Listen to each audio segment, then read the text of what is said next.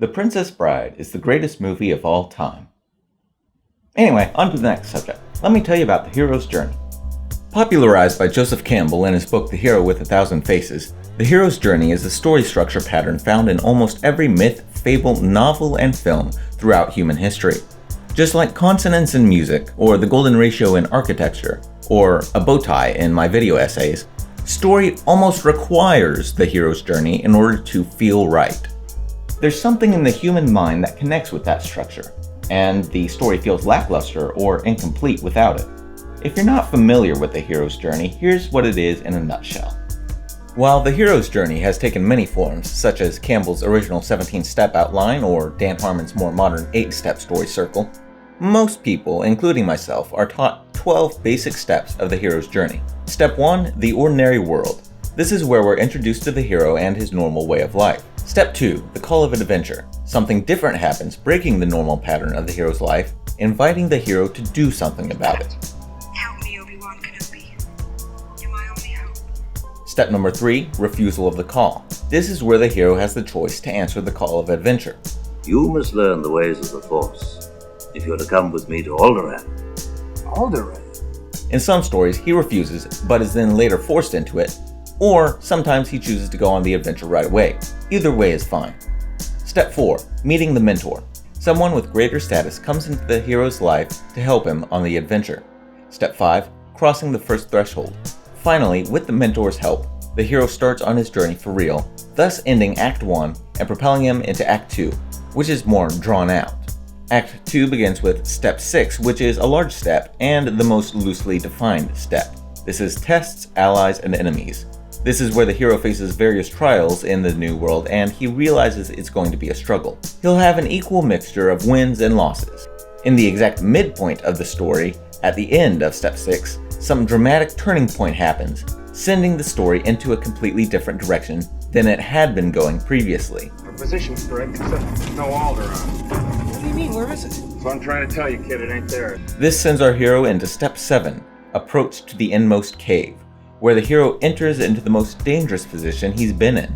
Step number 8, the ordeal. Something absolutely terrible happens. This is the lowest point in the story for our hero. Usually it's the mentor dying, but it could be any drastic defeat. Act 2 ends with the hero at rock bottom, allowing Act 3 to start by giving our hero a break, with step number 9, reward.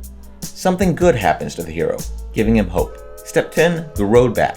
Now that our hero has his confidence back, he prepares to achieve the goal at the end of the story. The road to it will be tough, but our hero willingly heads to Step 11, Resurrection, the big showdown known as the climax. However, the climax is not the climax because it's the biggest fight or action piece. Rather, the hero must make a decision to let go of whatever had been holding them back throughout the story. Use the Force, Luke. Allowing them to obtain the goal at the end. And with that goal achieved, the hero heads back to Step 12, Return with the Elixir, where the hero goes back to a situation he's familiar with, but having changed, both himself and the world around him. If that story sounds familiar to you, it's because it's been told in almost every film you can think of. And every writer knows to use the hero's journey, but it's become sort of a double-edged sword. It's on one hand a blessing because the story feels incomplete without it, and it's the type of story that most people connect to with the greatest sense of emotion. However, it's also become a curse because the beats of the story have become predictable, and a predictable story is a boring story.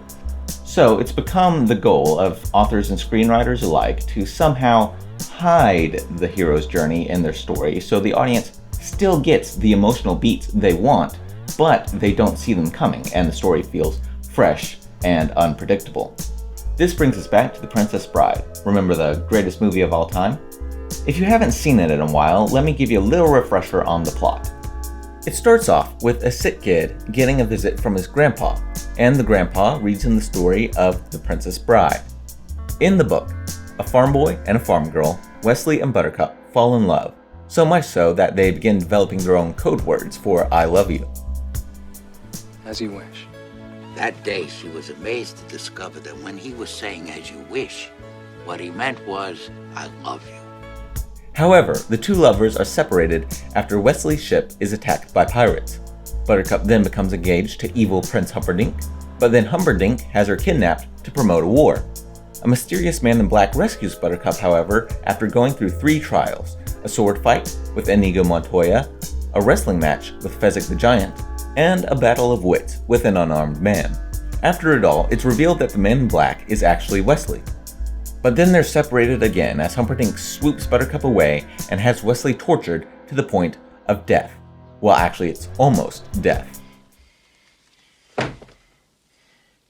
I've seen worse. Inigo Montoya and Fezzik hire a witch doctor to heal Wesley so they can work together to kill Count Rugen, the 6-fingered man who killed Inigo's father, and rescue Buttercup before she's forced to marry Humperdinck.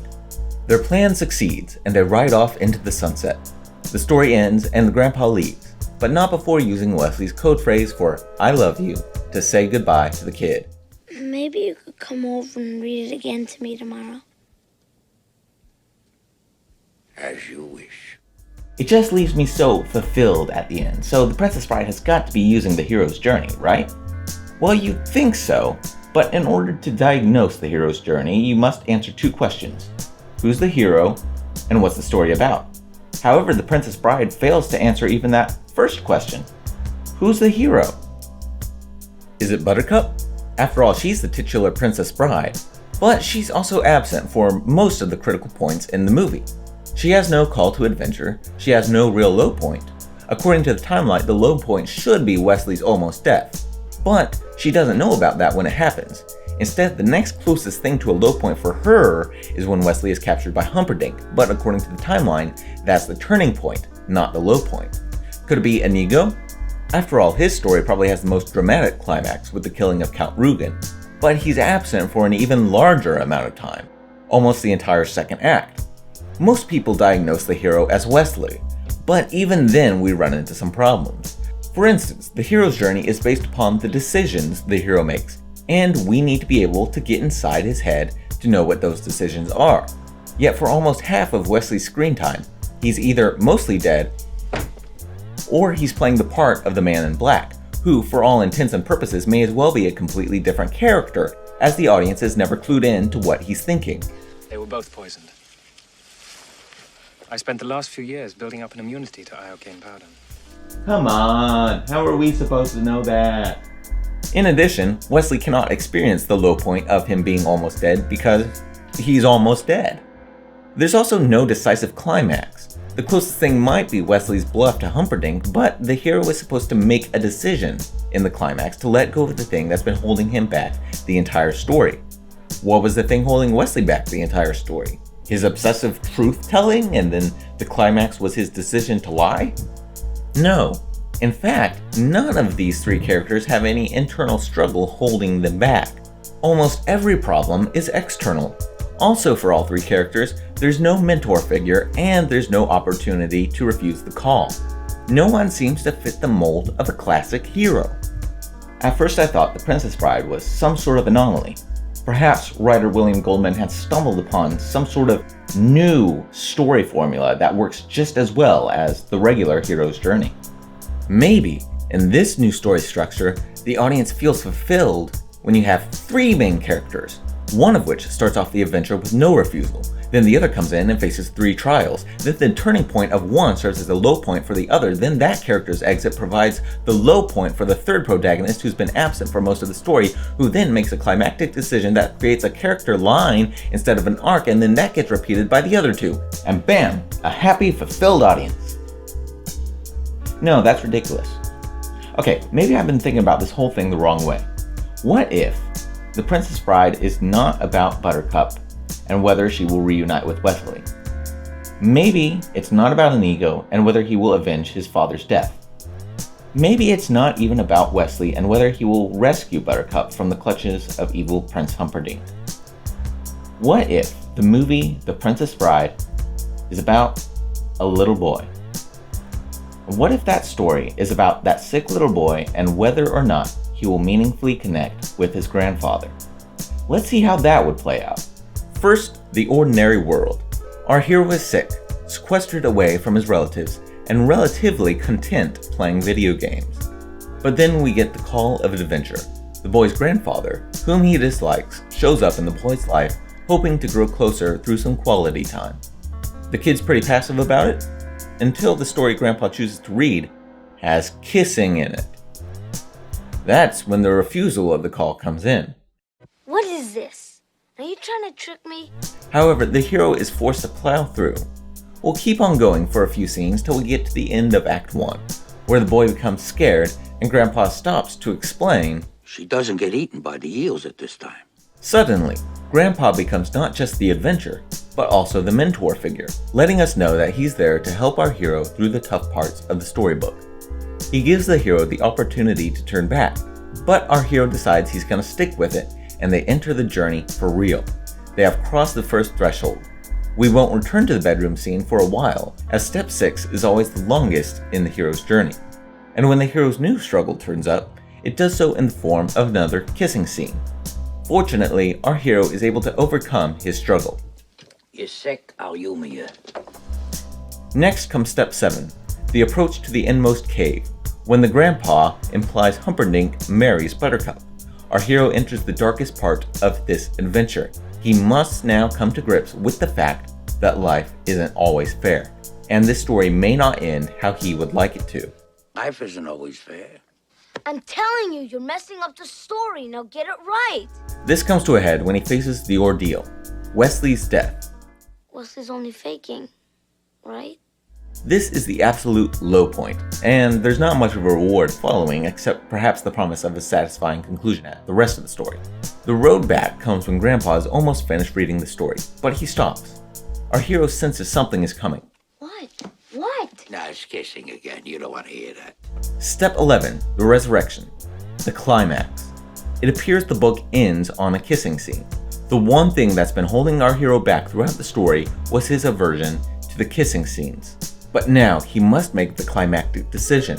Will he continue to rely on himself, playing in only what is familiar to him and what he can control?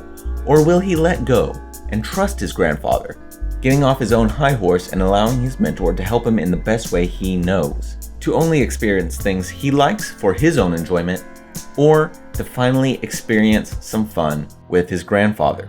Finally, he makes the choice. I don't mind so much.